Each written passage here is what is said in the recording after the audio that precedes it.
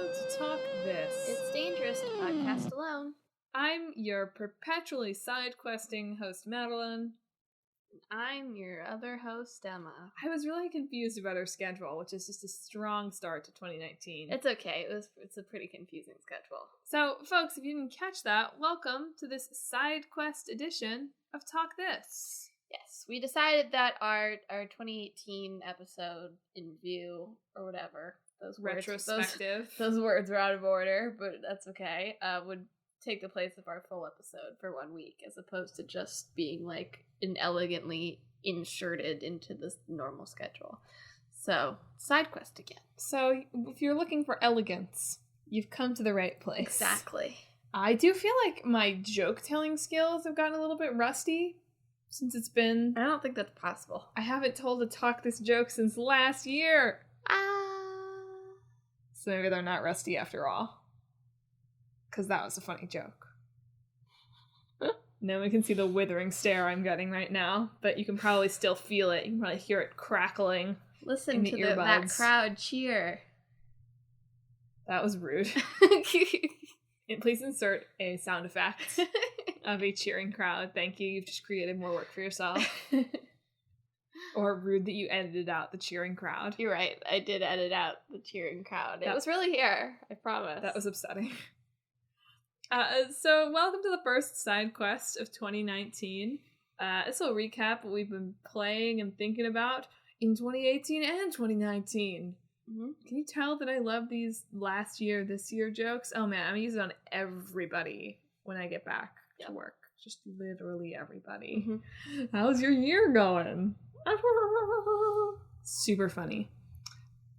So let's start this side quest off with our save data. Emma, what have you been playing these holiday-filled 2 weeks? Well, I have been sadly locked away, by which I mean a different state. In a different state from my PlayStation 4, which was kind of severely curtailed my gaming options, shockingly. You never feel it more, like that the Switch really needs a few more exclusives than when you're alone with your Switch, you know? Our PS4s have probably gotten pretty lonely. I know, yeah. But I have been playing a couple of games on the Switch. I bought Just Shapes and Beats for myself, which is sort of like a rhythm game. It's like a dodging rhythm game of death. Yeah. Like, it's not like you, like, press the button on beat, although you do sometimes, but it's not like you're trying to hit, like, a marker, like in Guitar Hero. It's like, there's, like, shapes, like, moving to the beat, and you have to move your shape to avoid the other shape. It's like if you took one of those Windows audio player, on the old Windows audio player, and you play a song, and it would do the kind of psychedelic... Yeah. It's like if you took that, and you made it a game. Yeah. It surprisingly has a little story mode, though, which is kind of horrifying. It's a really terrifying little story mode, to be honest. Watching that pirate one really did sort of feel like I had stumbled into somebody's bad dream. Yeah, that's what it feels. It's just like, feels like a really terrible nightmare. Like, there's like this pink that's corrupting the nice blue world and turning all the nice blue little shapes into evil pink little shapes. Wow. Yeah. Social justice warriors, am I right? Yeah. Feminizing our boys. Very funny. But anyway, I enjoyed that. I had to turn it on casual mode for story, just because, like, I can see appreciating the challenge, but I did want to see how the story would turn out. So I decided to turn it on casual mode so I could get through that. But all the, like, stuff outside of story mode, you can't turn on casual. And, like, once I do it a few times, I'm capable of getting through things without casual mode on. But I just didn't want to. Yeah, that little bit I played did make me wonder. Like, as I was dying over and over, I thought to myself, maybe I should be trying to move on the beat. That's almost certainly what I'm supposed to be doing. But my brain was going, move, move. I feel like you only have to move on the beat, like, sometimes. It's the thing. I guess. Like when there's just all those little crazy dots going around, I don't think it really matters. I know, but I bet you if you got into a rhythm with the I don't know. This is just this is a theory based on 20 minutes of gameplay. Okay. But I bet you if you got into a beat it would be easier. It does have local co-op though, so there's something. Tuck this star of approval. And then, as I think I mentioned last side quest, sometime I also got what could have been last side quest? Sometime in the nebula of our programming the past couple weeks. I also got Dead Cells through the GameFly subscription that I have. And I like it.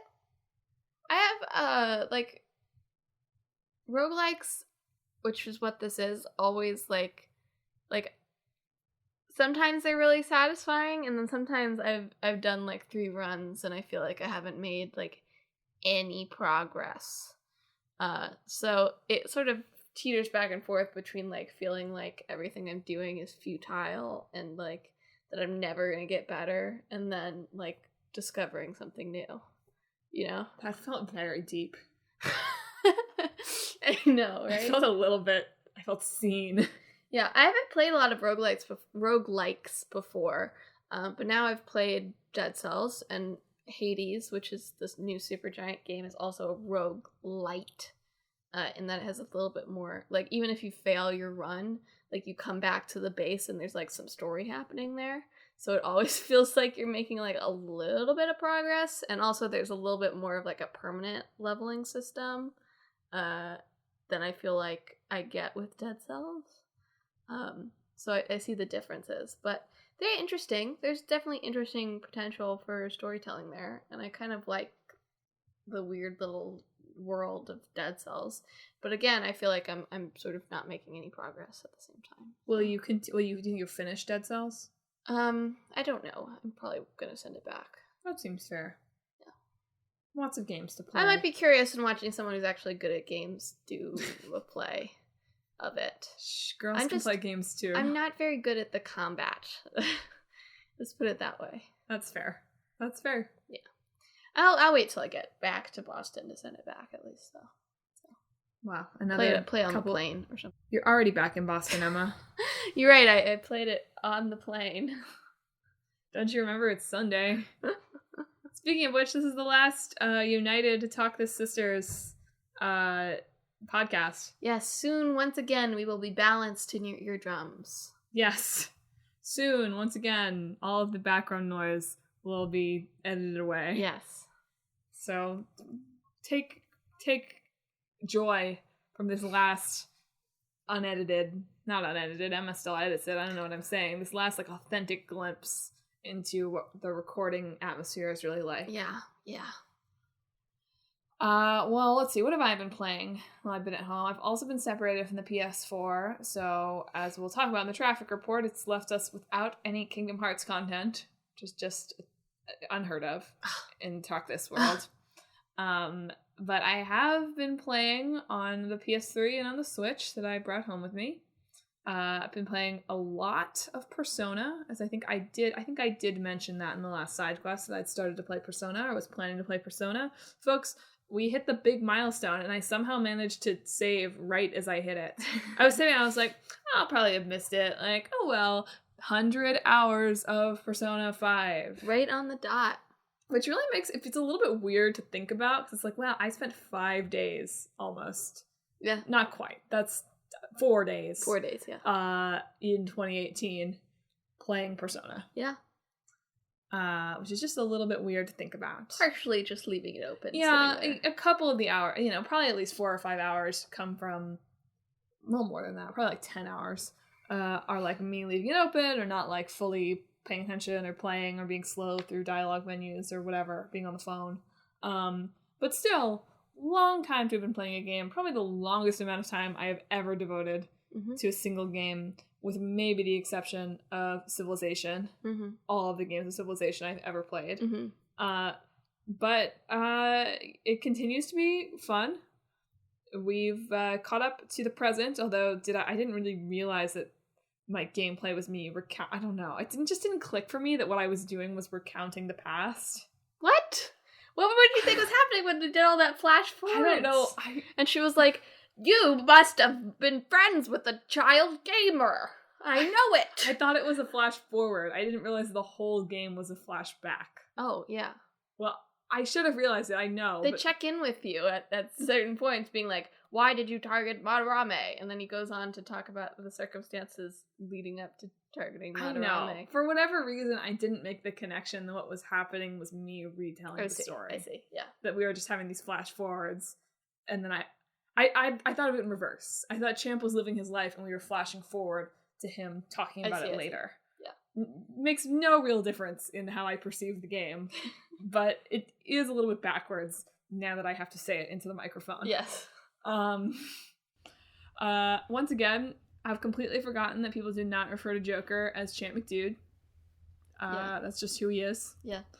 So I hope that listeners, Champ McDude for Smash. Mm-hmm. Yeah, we're making progress. I'm upset to have gotten locked out of some of my confidant links.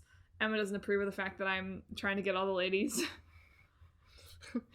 Should I post that face you make now on Instagram sometime this week? No.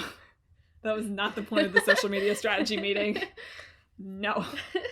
We can do that once I succeed. Okay. I mean, I can't get them all because I've gotten locked out of my teacher romance.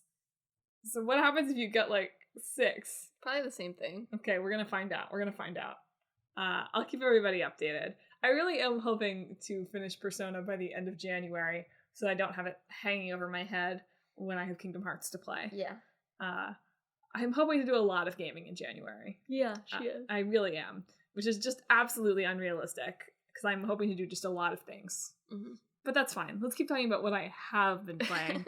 So I played a little bit more Breath of the Wild, continued as I talked about in our best of 2018, continuing to have a frustrating experience with Breath of the Wild. Don't get me started on why is the combat like this?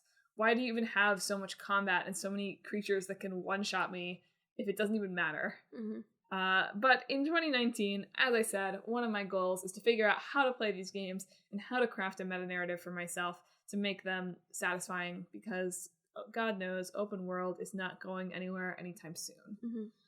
Let's see, what else did I play? We did a little bit of Overcooked. Nothing too... The 4 stars is just impossible. Mm-hmm. It's impossible. Mm-hmm. It's not fun hard. Yeah. It's professional level hard. Yeah. So I don't know what they were thinking, but they were thinking tear these people apart is what they were thinking. I think that's mostly it. Just tons and tons and tons and tons and tons of Persona. Mm-hmm. So speaking of online personas, that brings us to our weather report. Yes. It's a cloudy one this week, folks. It's a stormy one.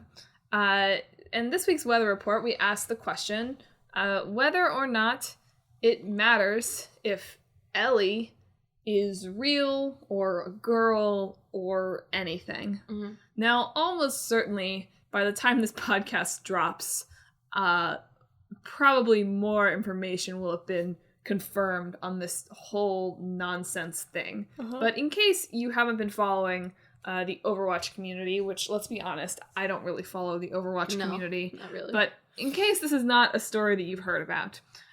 So Overwatch is a game that has a thriving esports community. Yes. Right? Thriving enough that not only do they have the Overwatch League, the professional league, they have a B League, mm-hmm. right? They have a minor league Overwatch League called Overwatch Contenders, where most of the teams are AAA teams for the real Overwatch leagues, but there are a couple of teams that are just they're just Overwatch Contenders teams. Yeah. And one of those is a team called Second Wind. And Second Wind recently has gotten a lot of press for bringing on what seemed to be the first North American female professional Overwatch player. Mm-hmm. There is one other Overwatch player whose name starts with a G, and again, I'm revealing myself as someone who does not really follow this, but she is from Asia, I believe. And, she's good and she has established herself, but it would have been cool to have a North American Overwatch player who is a woman, because girls play games too. Yeah. And it's weird that it's a professional league and it's notable that there is a North American woman playing. I mean, it's not weird. It's not weird for esports at all, but it's just weird. Anyway, so there was a lot of drama about this, of both the regular women in online gaming type of people harassing her. That's the typical part, right? People who wanted to dox her, all sorts of this stuff. And when she got signed to this team, she got both a lot of this harassment and a lot of, like, over-the-top praise, understandably. And so then it was announced this week that she was going to, because of all of that, she had decided to resign, to drop out, that it was, like, too much pressure, she couldn't handle it. Mm-hmm. And that's when the real craziness starts. So it starts to come to light that it's possible, and again, as of this recording, we don't have any, like, there's all sorts of these people being like, so-and-so told me this, and acting like it's confirmed, when no one in any kind of official position has said any of this. Yeah. Now that I've said this, of course, I'm sure by Sunday, this will probably all come to light, but we'll see. So basically, some of Ellie's rise, and this is where the Twitter gets, like, nasty and horrible, mm-hmm. right? It was, like, suspicious to begin with, right? She's a nobody player, comes out of nowhere, shoots up the board, right? Mm-hmm. Is very good at the game despite, you know, this username having been created not very long ago. Mm-hmm. And it starts to come to light that it's possible that Ellie isn't someone named Ellie after all. Mm-hmm. She was really hesitant to reveal any of her real details, her real name, which, you know, I think is understandable as a mm-hmm. woman in an online gaming sphere. Mm-hmm. But, like, many people were like, that's suspicious and weird. And so now people are speculating that Ellie is not the real player, even though she's spoken on the chat during mm-hmm. streams, that she isn't the player, that she just talks on chat, and that it's really her boyfriend or a series of people, but the main theory is that it's a player named Punisher, who's also, like, in the top 500 or whatever mm-hmm. of this Overwatch B-League contenders. And yeah, I was reading through tweets about this in preparation for this episode, and it's a horrible. Yeah. This is the worst of Twitter. Yeah. And there's just a lot of people being like, well, first of all, of course, outlets like Kotaku and, like, Polygon and, like, all these gaming outlets, right, published stories when she, like, dropped out, saying, like, oh, she dropped out because of harassment, right? Yeah. And then and that pissed off all of these male gamers for the most part. Yeah. Because they're like, it's not about sexism, it's not about harassment, it's about this being a suspicious account. It's about ethics and games journalism. Yeah. Which, like, whatever. Fine. Not fine, but fine. But then, when it's now starting to come out that maybe these people were right, and Ellie's a dude, as everyone on Twitter is saying, mm-hmm. It's just like that, these people feel vindicated. Mm-hmm. And, you know, I sort of feel, and Emma, I would love for you to weigh in on this, like, it doesn't really matter. It does matter, right? It's a competitive sport. You don't want people to be able to have, like, endless fake names and play mm-hmm. for different people. I get it on that level. But it makes me skeptical of all these people that are like, oh, it was all about ethics, mm-hmm. right? When the tweets are, Ellie is a dude. Yeah. Because, like, so? Yeah. Would you be just as mad if she turned out to be another female player? Yeah. Who was lying about it? Like, if it was this other female Overwatch player who was lying about it? Yeah. Don't think you would. Also, don't think that anyone would ever have investigated a male player who had this sort of suspicious rise. Yeah. People on Twitter, I'm sure, would fight me about that. But I don't think there would be this kind of crowing about it happening. I mean, I am a little bit, I don't know, depending on his intentions, like, if it does turn out to have been Punisher, that's the worst. It was a social experiment. Oh, I know. Like, there's something to be said for being in a position of power and using that power to make a point about the way people treat people who are not in power, right? Sure. But this isn't quite the way I would think you go about doing it, right? Like, you help promote female Overwatch players, for instance. Like, you use your influence to help get them opportunities that they might not get because they're female, or for whatever reason, whatever. But, like, great, man, you learned what it was like to be a female gamer for a couple weeks. Great, now you can go back to being a male gamer. Sure wish I could do that. I've seen that take a lot on Twitter, which I feel like I heartily agree with. But whether or not that ends up being true, like, it doesn't excuse, like, the toxicity that was spewed in Ellie's direction. Yeah. Right? It's like so she ends up not being a real person, right? Or is somebody else under a second account or whatever. Mm-hmm. But, like, what if she had been a real person, right? Yeah. What if you had been wrong?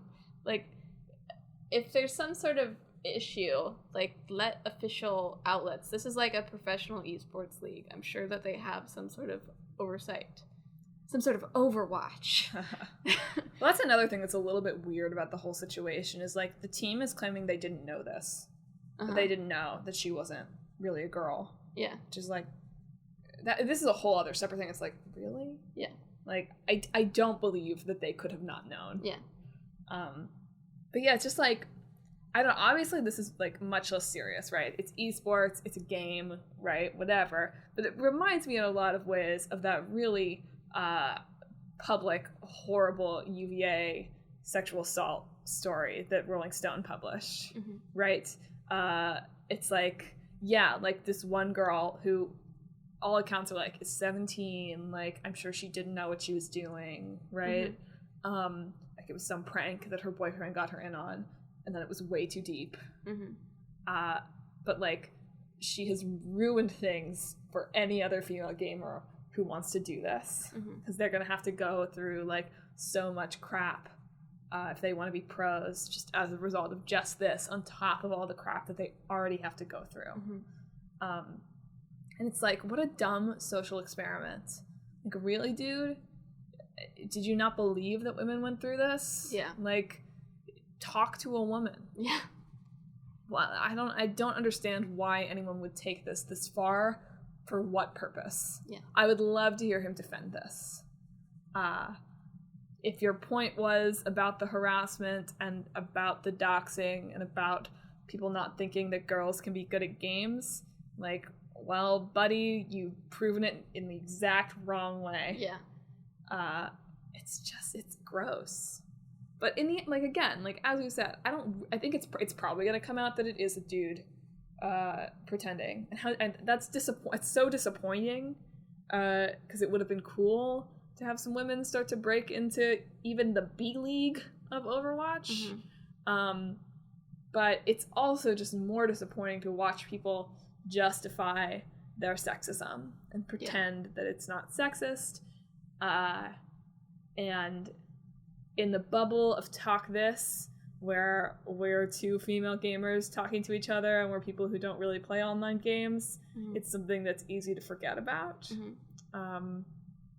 But I told my supervisor at my internship before I left, I was talking about the podcast, and she was like, oh, like, two women talking about games, like, that's a little weird. And it's just something that I forget about, because mm-hmm. we talk about it all the time, and I forget that there are horrible people out there, because I am not forced to confront them in games, and incidents like these make me, and I'm sure many women, and Blizzard really has an incentive, and other people that run these kinds of gaming things really should have an incentive to shut them down, because I guarantee that we are not the only people that don't play online games because there are horrible people. Yeah. Not even, like, just, like, casually horrible. Yeah. Horrible for no reason. Yeah. Horrible for no reason, but, like, they can be. Yeah. I mean, even if I was to play an online game, I would, like, never, ever put on voice chat. Not ever. Nope. Yeah. And so people are like, oh, it's suspicious that she didn't want to use her real name or, like, be identified. It's like, no, it's not. Yeah. Like, that's the most believable part, like, of this whole thing. It's like, Gamergate was like, what, 2 years ago? 3 years more than ago? that, 3 or 4. But, like, you know, as they knew Anita Sarkeesian's real name and found her address and sent her death threats and worse. And, like, so there's so much people can do now with your real name, right? And, like, no matter your, like, how much you agree with Anita Sarkeesian, I think we can all agree that nobody deserves to have death threats really sent to them over gaming opinions, right? And there are plenty of people on Twitter being like, oh, like, this would have happened if she was a man. Like, you know, people get hate even before it came out that she was, like, a dude. People are like, oh, like, you know, can't handle the fire, right? Like, this is just what it is. Like, there's a difference between trash talk and, like, targeted harassment. Also, like, dude, like, okay, maybe this is, like, okay, fine, let's grant that, right? Let's grant that men take this same level of harassment and abuse. They don't, but, like, let's pretend. Yeah. Let's go into this hypothetical world, okay? Well, actually, men do too. Why would you want that? Yeah. Yeah. Why would that be something that you're defending? Yeah. Like, she should have to go through this. Yeah. How about nobody should have to go through this? Yeah. So I'll be watching it with interest, if only because I've started to watch it, and it's like a garbage fire, and it's like a car crash, and you just, like, can't look away. Yeah. This is not to say, like, obviously this girl should feel very bad for being complicit in this, in whatever way she was. If it turns out she's not real. Yeah. Who knows? It could still come up that she's real, right? But if she turns out to be complicit in this in any way, like, she should feel bad about it, and, like, should be banned, right? Like, this is a bad thing to do. Yeah. But, you know, it does not justify these levels of hate. No. Or anything like this. So, in the end, I don't think either of us, like, think whether it matters very much, whether she's real or whether she's a girl or whatever. It's definitely shown how terrible people are. Yeah. Just everyone involved from every angle. I feel like the last few months on Twitter, just when we decide to like go really on Twitter engage with more, Twitter. I've been like, man, people are awful here. There's some stuff with I was watching like an animated show this season, and there was a character that was trans. That was awful on Twitter. And people try to pretend they aren't being, like, I almost respect more than just, like, not respect, right? But, like, I understand how you live with yourself more if you're just, like, full-on toxic horrible, right? If you're full-on toxic horrible and you really believe this stuff, like, you know what, dude? Like, okay. Yeah. Like, I don't think I can do anything to you, right? Like, I don't know what happened to you, but, like, sure. But the people that, like, pretend that they're being reasonable, or like, pretend that they aren't sexist or aren't transphobic, and that they're just, like, thinking of science or thinking about it academically or hypothetically, or it's about fairness and ethics. It's like, oh my god. Yeah. You were smart enough to have thought about this somehow, or at least had somebody pour something into your brain that you think you understand. Yeah. And, like, this is how you're using it. Yeah. No, for that one, it was like, oh, they mistranslated it. They inserted it into the subtitles. Which was like, okay. There's some guy who was, like, purporting to, like, know Japanese or whatever. But there were a lot of people who was like, actually, they probably made it less explicit in the subtitles than it was in the original language. But, you know, whatever. So this is gaming people. There are so many great gaming people, and it's such a shame that this is how it's represented to everyone else, always, and that this is how it is in a lot of ways. Yeah. So yeah, hashtag gamer girls. Speaking of things that are horrible and things on Twitter, let's go to our off-topic corner. Oh god. This is a dark episode of Talk This. Such a dark episode. No, this isn't dark. This is just like, what are you doing, Joanne? Jojo. So let's talk. It's been a few years now, more than a few years since the end of the Harry Potter series, right? The books. Yes, the books finished in like 2007. Yes. But since then, to a greater and a more minutia-driven degree, J.K. Rowling has been expanding the universe through social media, essentially. Answering whatever nitty-gritty question the fans want to know about the Wizarding World, about Hogwarts, about certain characters, about how she wrote it. And this is fine to a certain degree, right? That's fine. There's also, to some extent, she was still publishing sort of side books, right? She was publishing the books from within the series, which cash grab. But you know what? You go, Joe. Yeah. Like, get that money. Yeah. Who am I to judge? Yeah. And there's also been Pottermore, where she publishes a lot of like sort of fact-based, quote unquote, articles. Lore. Lore sort of articles about the world.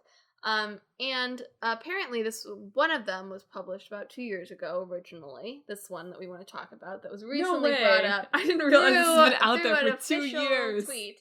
But there was like an article on Pottermore that was like about the plumbing situation of Hogwarts in the early days, in which she states that Hogwarts did not have plumbing for a while, right? Did not have indoor plumbing. And so witches and wizards would just walk around and relieve themselves wherever they want. Do you want to hear the tweet? And then, yes, just read the tweet that recently came out. From Pottermore. Hogwarts didn't always have bathrooms. Before adopting Muggle plumbing methods in the 18th century, witches and wizards simply relieved themselves wherever they stood and vanished the evidence. # National Trivia Day. Just the hashtag really makes it, honestly. There's a thread. So that's a lot. I read it. There's an article on Jezebel that's just like, also it doesn't make sense. Yeah, I know. It's like, where does it go? Yeah. Well, like, one, where does it go? And two, during this time, like, people had ways to use the bathroom that weren't like indoor plumbing, like way before they would have bathrooms. Like people did. Like they said, like in Versailles, for instance, like if the bathroom area was full, people would just go outside the area, which is lovely. Yeah. We think of all this like romantic fancy time, but we have to remember that Versailles probably stank. And every other place probably stank worse. Yeah. But yeah, no, they like had things. There are people in the comments that are like, I like to imagine like Muggleborns had their, like chamber pots or whatever, or their like designated bathroom area, and then they get to Hogwarts and the first spell they learn is how to like vanish their their number one and their number two. It's Poopy-Osa, not Poopy-Osa. They probably like snuck chamber pots under their beds so that they could just do it like in civilized Chambers society. Of Secrets, you mean? I mean, maybe it's commentary about how kind of backwards and behind parts of the Wizarding World is. It's not, though. Yeah. Like, it should be, but it's not. Yeah. It's just unnecessary. All of it is, honestly. I wish more people had bought her detective book. Yeah. You know? Like, I wish that had been really good and had taken off. Yeah. So that... Because it's, like, weird. It's not weird. But it's weird. I really appreciate authors who can let their books go. Mm-hmm. Like, back in high school, when I was a much bigger John Green fan than I am now, and, like, watched Vlogbrothers and, like, all that stuff, I always really appreciated how he kind of, like, really refused to, like, one, he really didn't like when quotes from the books were, like, attributed to him. He was like, I don't believe that necessarily. Like, please don't quote the books and say it's me. Like, I don't like that. But also really appreciated how he sort of refused to answer too many questions about the books of, like, what wasn't in the books. Yeah. It's like he has this, and I really like this attitude from authors of, like, their opinion is only as good as anyone else's. Mm-hmm. And I got very into this in college with Death of the Author and Roland Barthes, and now I'm a little bit less back. I do sort of care what the author thinks sometimes. Yeah. But J.K. Rowling is just, I don't understand. She could write whatever she wants. And apparently she is. Yeah. But she could write whatever she wants. She could write a whole new set of books set in the Hogwarts world. Yeah. She could write literally anything and it would sell. People would buy it. They might not like it, but it would sell. And she'll be able to do that. She doesn't have to write anything ever again in her life and she would be fine. Sure, I agree. But let's say that I'm sure she does. She really enjoys writing. She wants to be a writer. Writing brings her fulfillment. Like, for the rest of her life, even if she has like flop after flop after flop after flop after terrible book after terrible book, she could write whatever book she wanted for the rest of her life. Someone will publish it. It will sell very well to pretty well, depending on how long that goes on. Mm-hmm. And yet, this. Yeah. I just don't get it. Part of it seems to come from a place of Harry Potter was written in kind of a pre-woke time, and now she's trying to retcon it to be a little woker than it was. And in the process, kind of making it even less woke. Well, stepping in poop. Yeah. Yep. Stepping in someone's poop that they forgot to vanish. Right.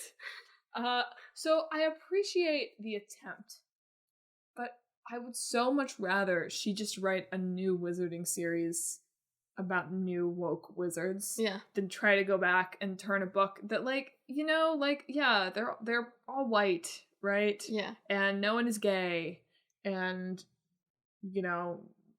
werewolfism is not a metaphor for HIV. And it shouldn't be anyway. It really shouldn't be. But it's just not. And they all come from relative privilege and whatever, right? That's okay that's what the book is. Yeah. It's not awesome. It would be cool if there was more representation, but it's okay that's what the book is. Yeah. Write another book. Yeah. It's okay that these books came out in the 90s. Yeah. Just write another book. Yeah. I watched 2 videos recently actually that featured a little bit on J.K. Rowling. One was on fan fiction, the history of fan fiction. And the other one was on Death of the Author, which also featured John Green was in it talking about it. Yeah. He was saying he kind of regrets how he felt like he got a little defensive about Death of the Author in the early Fault of Our Stars, and he didn't understand why people were asking him these things, and now he's a little bit more he still doesn't want to answer, but he's a little bit less. He's not offended by it. Yeah. And both of those are really interesting. One in that J.K. Rowling was super open to fan fictions in the day, and back when people were not open to people making fan works about their thing. Anne Rice, for instance, is really infamous about it. But J.K. Rowling was I'm just flattered that people want to use my world. Right? So flattered that now she is a fan fiction writer. Yeah, basically. And it's can't that be progressive enough for you, Joe? Yeah. Can't you be your books are not super progressive. They're not progressive. They're just there. That's okay. Yeah. You let people write their own people of color characters that they wanted in. They're queer characters. Yeah. They're disabled characters. They're characters of guarantee you could have a wheel of fortune of character traits and spin it. And you could find a Harry Potter fan fiction that features a character with those traits. Yeah. Right? So it's okay that you didn't do it as long as you were okay with other people doing it. Yeah. You created a world where people wanted those. Yeah. That's enough. Yeah. And then the Death of the Author thing in that the author is kind of it's become a brand. You're the brand now in terms of social media, and even if you don't have a social media, that in itself is kind of your brand in this day and age, and how that's sort of affected Death of the Author. They're both really interesting. Maybe I'll share them on social media this week. But yeah, I think in this case, JK, please get back in your grave. Your metaphorical grave. It dovetails well with our weather report, J.K. Rowling, who had to kind of hide the fact she was a woman to sell her books. Yeah. I wish she would just leave it alone. Yeah. I get why it's tempting not to. It's a big fun world. It's also it is frustrating in a different way. There's she's Dumbledore's gay. Whatever. Yeah. Right? She's always pictured of as gay. Whatever, that's fine. Sure. Okay. But she's writing these Fantastic Beasts movies now. These Fantastic Beasts movies are a whole other huge like, can of worms. Let's leave aside Johnny Depp. Whatever. He's terrible. It's hard to leave aside Johnny Depp. It's hard to this like woman who is like trying to but just this one thing. Okay, so she said Dumbledore's gay. He liked Grindelwald. Whatever. And the second Fantastic Beasts movie is all about Grindelwald, features young Dumbledore, and what does it not have? Gay. Doesn't have any gay. And she's the one who wrote it. Like, this is the perfect time for her to actually textualize things that she said are subtext. And of all the things she said, like, that's something that I feel like you can, like, find subtext for, right? Like, whatever. Or not. Like, the Dumbledore is a blank enough character that, like, you don't either. Maybe but even if there's no subtext. If that's really how she saw him and how she wanted people to perceive him or whatever, like, that, you're writing this now. Why aren't you doing it? Yeah. Right? Well, it's for children. I know, and it's for the international market or whatever. Yeah. Right? But, like, you know, you don't need the money. Whatever. I feel like I saw something that it's like it's almost worse, right? Because it's like Dumbledore like lets him get away with stuff, right? Yeah. So like, it's almost better that we didn't make it explicit because then it's like his gay crush. She's like letting this guy go total fascist, right? Yeah. Like, yeah, I don't know. Like, I just think it's making the series age poorly. Yeah. Because it's calling out attention to just, Yeah. Yeah. Instead, she took the opportunity to make Nagini a woman.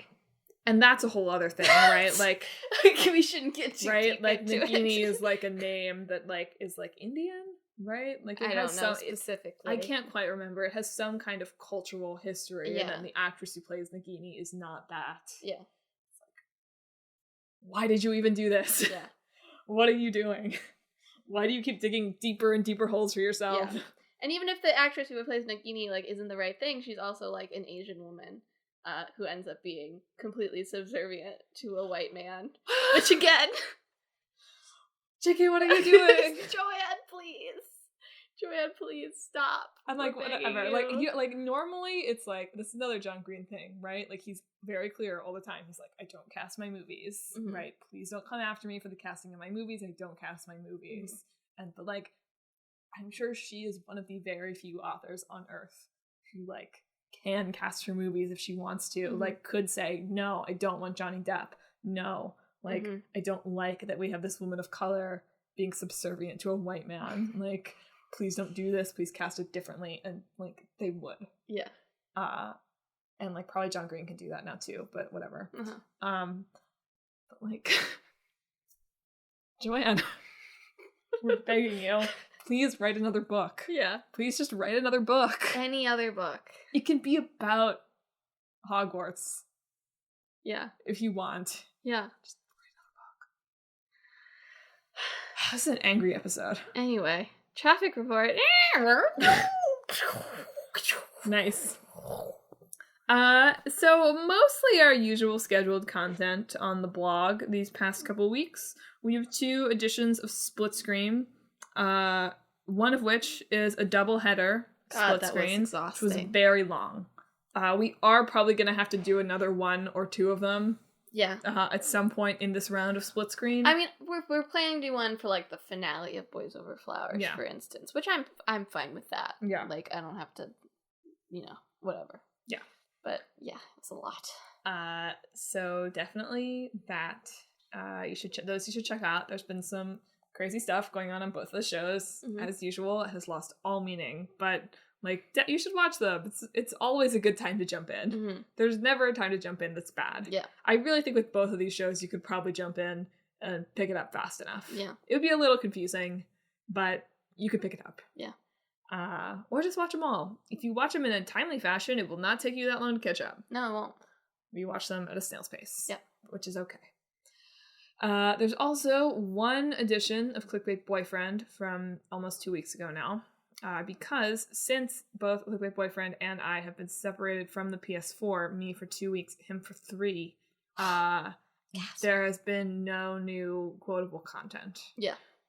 And we were debating watching one of the cinematic back cover but he was worried about it. He was worried about watching it if it was going to spoil anything. I don't think it is. I know, but it's fine. But he was still worried about it, and I don't want to crush his joy. Yeah. So I'm hoping, because you'll probably get a pretty PS4 theme for watching it on the PS4. Anyway, yeah, exactly. That's sort of what I was thinking about. I was like, nice, turn my PS4 festive. So anyway, I'm hoping that I can get him to play it in time to get it posted up on Tuesday. It might have to be delayed a little bit this coming week, because it's just, he's got to say some funny things. Yeah, basically. Takes a while. Sometimes it does take him a while. I can't remember if in the past 2 weeks the great Elf Yourself video actually came out, or if that was... I think it might have been before. Well, no, maybe it was in the whatever. last 2 It's weeks. on the YouTube. If you're missing Christmas already, go check it out. Also, in place of Clickbait Boyfriend this past Tuesday, I made the most ambitious meme that I've ever made. I'm really proud of it. Tag yourself, all of Organization 13. It's really funny. Emma thinks she's who. I'm who, yeah. Yeah. Maybe a little bit of sexy. I wouldn't call myself a meme lord. Yeah. Put that in your new bio on the website. I wouldn't call myself a meme lord. So go check that out. Facebook, Twitter, right? Yeah, I might put it on Instagram soon too. Emma's been cooking up some good stuff for social media that'll drop soon-ish too. So next get couple weeks, ready. I think that is mostly it for new stuff on social media. Obviously, Clickbait Boyfriend and Split Screen will continue in the next 2 weeks. I think within the next 2 weeks, the new Play This will drop, right?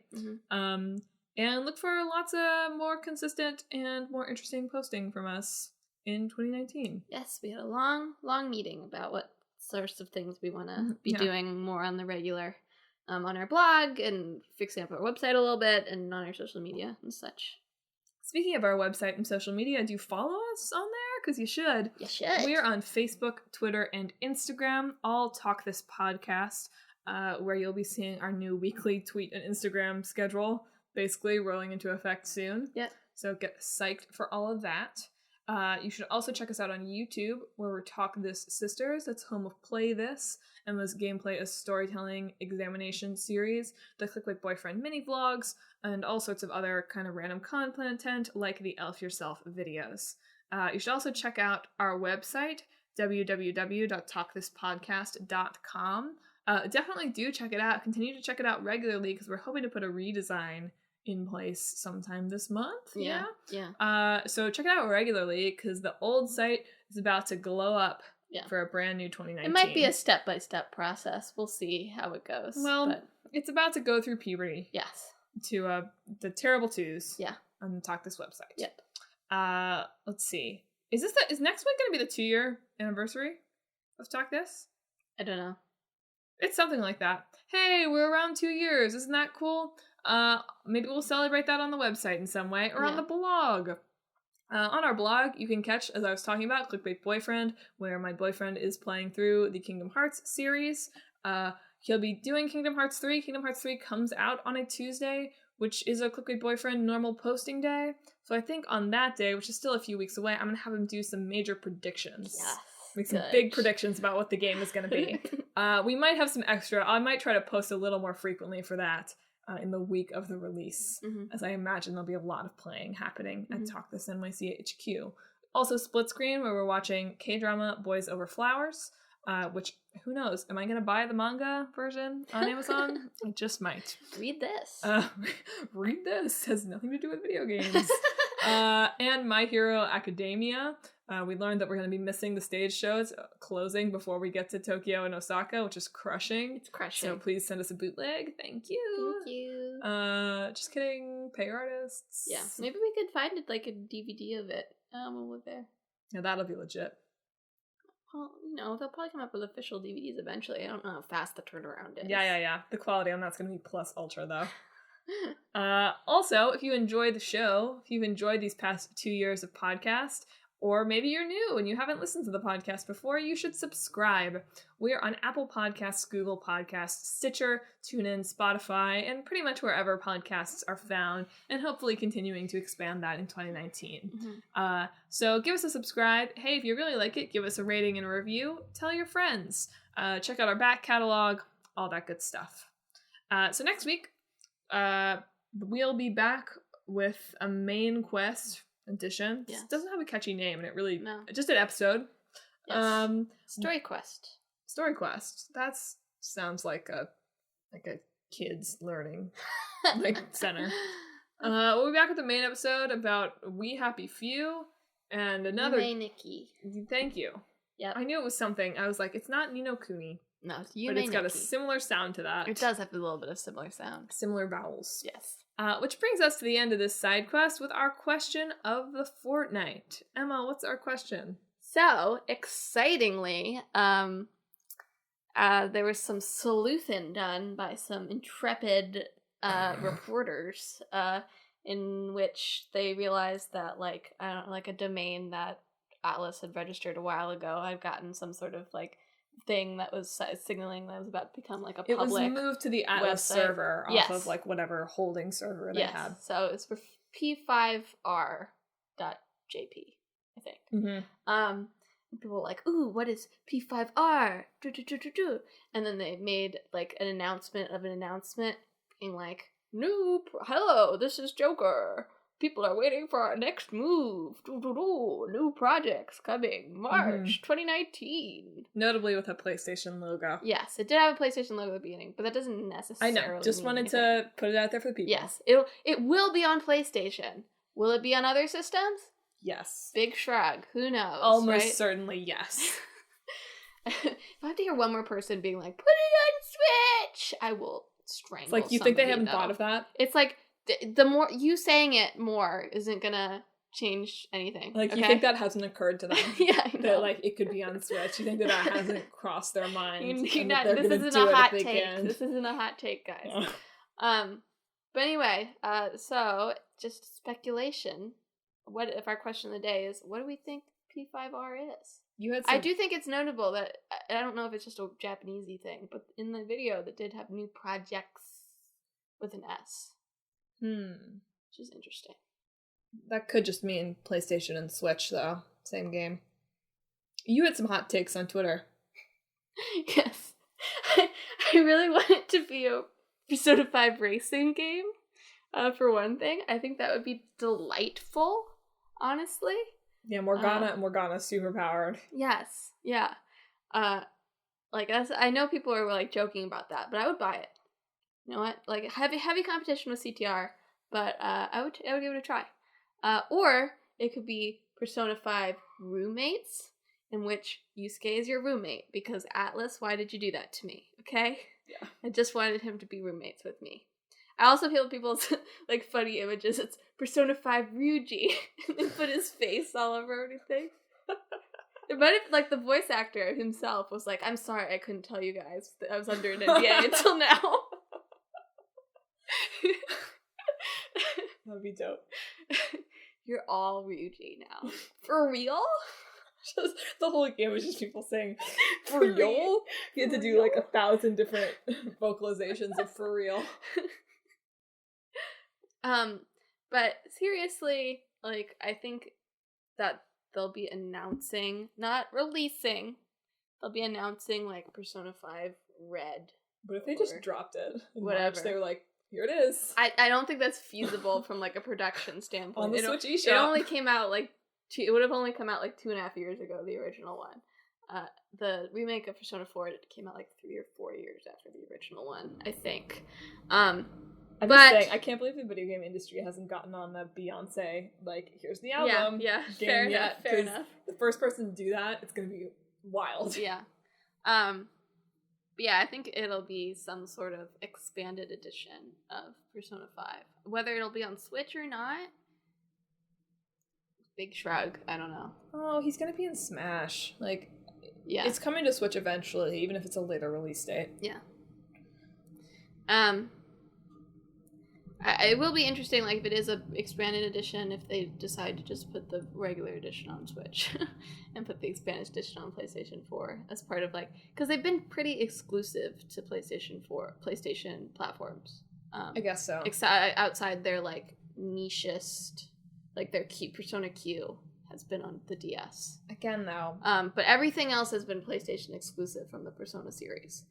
So it'd actually be interesting to see how they handle bringing it to Switch. I don't see why Nintendo would bother putting Joker in Smash if this wasn't going to happen. Mm-hmm. It's just like, yeah, okay, you got a pretty big reveal at the awards, right? Mm-hmm. But you could have, there are any number for Waluigi, and Waluigi would have broken Twitter. If that's what you're if all you're looking for is a big PR event, Bowsette.